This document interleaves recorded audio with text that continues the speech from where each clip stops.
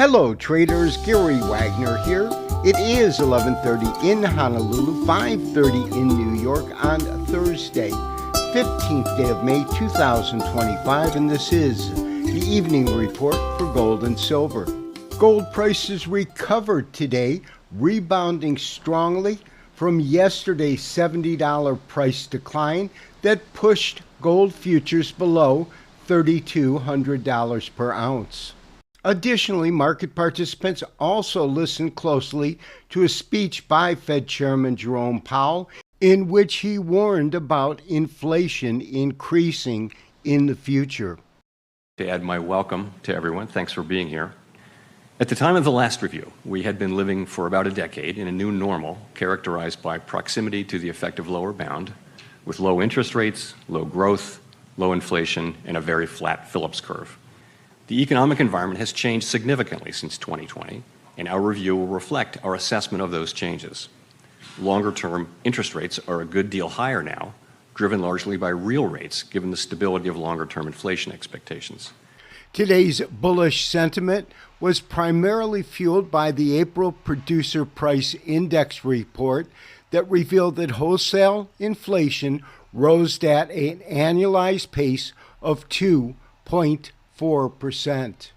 The net result of today's reports, as well as events, took gold in a dramatic recovery from yesterday's $74 price decline, gaining $63.20 or 1.99%, taking gold with the addition of the $4.80 additional rise in Australia to $3,248.80, basis the most active June futures contract.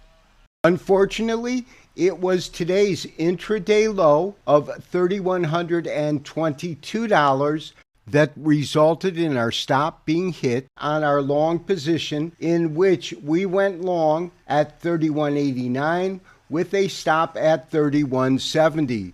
We can see the low that came in that actually stopped us out before this dramatic climb from $3,120 up to $3,253 by the time of this recording. Because our stop was hit at $3,170, we lost a total of $19 or $1,900 per COMEX contract.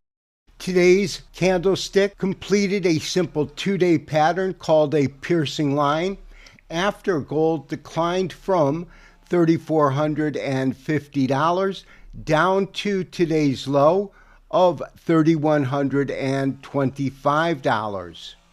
A piercing line occurs after a defined downtrend. That has occurred. You get an open that is at or below yesterday's closing price, and the day's activity will result in gold recovering and closing above the midpoint of the prior red candle. It certainly met that criteria. Had it gone higher and closed above the opening price of yesterday's market move, it would be called an engulfing bullish. However, this pattern requires confirmation, and we are certainly getting that now. The following candlestick needs to be a large green candle with a higher open, higher low, and higher high as well as close than the previous candle. I do expect that to occur. And at minimum, I would look for gold to immediately come and fill the gap between $3,280 and $3,330, with major resistance beginning at $3,370 and $3,445 as the maximum level of resistance in terms of a price point. If gold continues to move higher and forms the confirming candle needed to take action on this simple two-day pattern, that would trigger a buy recommendation.